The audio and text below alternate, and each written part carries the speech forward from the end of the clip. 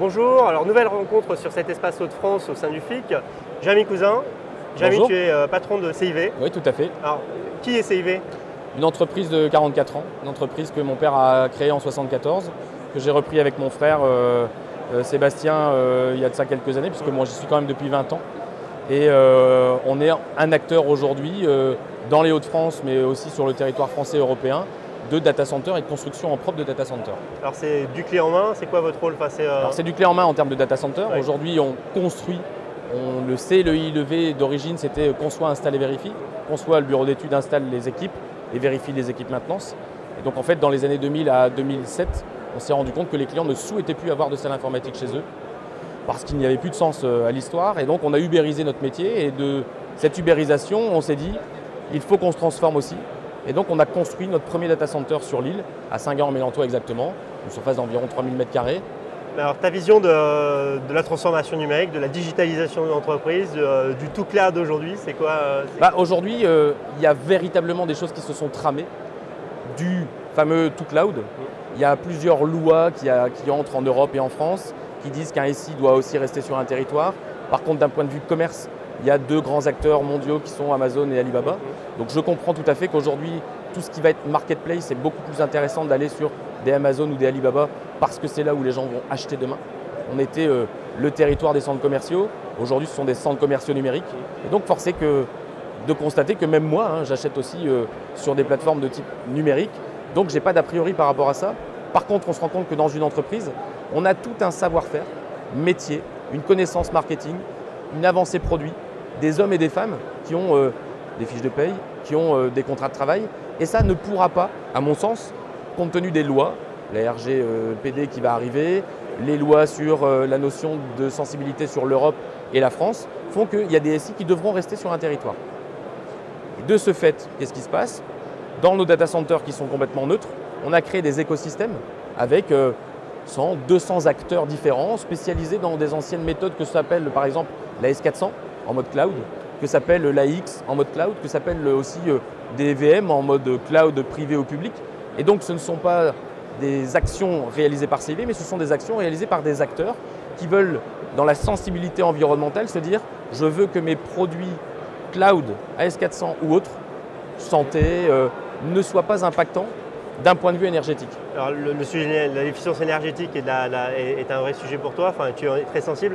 Il y a quand même, on partageait une vraie conviction, c'est qu'aujourd'hui, avec les mêmes mètres carrés, on peut être encore plus efficient. Enfin, oui, parce que les machines sont plus performantes ou parce que... Alors il y a des phénomènes simples, ne serait-ce que sur le territoire français. Entre Lille et Paris, il y a 2 degrés d'écart. Entre Lille et Lyon, il y a 4 degrés d'écart. Entre Lille et Marseille, il y a 6 degrés d'écart. Cette petite variable fait d'un même centre informatique, selon son mode de refroidissement, mon centre coûterait 2 fois plus cher en production d'énergie à Marseille, même si je m'entends bien avec les Marseillais, j'ai aucun problème avec ça, parce qu'eux vont pouvoir faire du solaire par exemple. La méthode de construction d'un data center est aussi maintenant géographique. On ne fait pas n'importe quoi, n'importe comment. La France a une chance énorme, la capacité à produire encore du nucléaire, de l'éolien et des nouvelles énergies, à la différence de certains pays comme l'Allemagne ou la Chine. Je t'ai lancé sur un sujet tout à l'heure qui était la responsabilisation des uns et des autres sur l'impact de carbone de cette production Ils ne le savent pas aujourd'hui. Alors je mets dans le cadre, mais je ne me pose même pas la question de est-ce que c'est plus efficient, enfin il y a moins d'impact chez moi que chez un tiers. Quoi. Parce qu'aujourd'hui, en fait, il n'y a pas eu d'analyse. Il n'y a pas de taxation non plus du cloud en termes d'impact carbone. Il n'y a pas de taxe. L'environnement, les gens disent de toute façon, je vais dans un produit où on a mis, j'achète de l'énergie propre.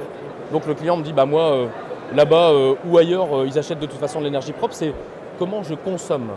Et aujourd'hui, on est capable de dire que, par exemple, entre un centre et un autre centre, à isopérimètre, deux infrastructures, une de 10 000 watts chez un de mes confrères, arrivera, elle consommera 5 chez moi. Donc, ton cheval de bataille, ça veut dire, on parle de sécurité, mais parler d'impact carbone, ça va être aussi un sujet.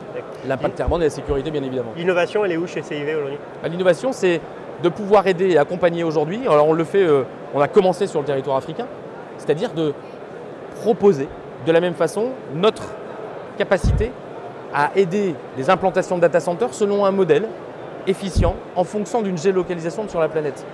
En Afrique, on va utiliser forcément le vent et le soleil. Ils ont quand même la plus grosse ferme solaire du monde au Maroc et ça serait une hérésie. On est un des seuls, entre guillemets, une des seules sociétés à pouvoir construire de la glace avec du soleil.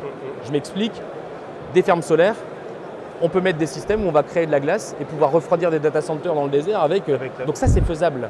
C'est-à-dire qu'aujourd'hui, il n'y a pas un modèle type comme dans l'IT.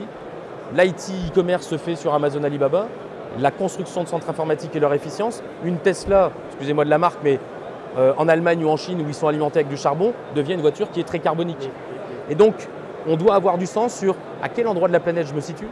Et en fonction de ça, quel type de data center, ça sera toujours un bâtiment en béton, mais quel type de système de refroidissement. Et ça, c'est notre vision d'aider et d'accompagner les entreprises à l'international sur comment on construit un data center. Alors, la rubrique s'appelle Coup de boost. C'est quoi les accélérateurs pour CIE aujourd'hui?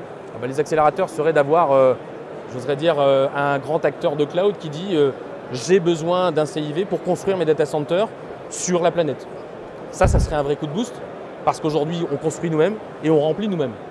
On va vous souhaiter ça pour cette année. Merci beaucoup. Merci pour cette interview, puis à très bientôt. Merci beaucoup, à bientôt.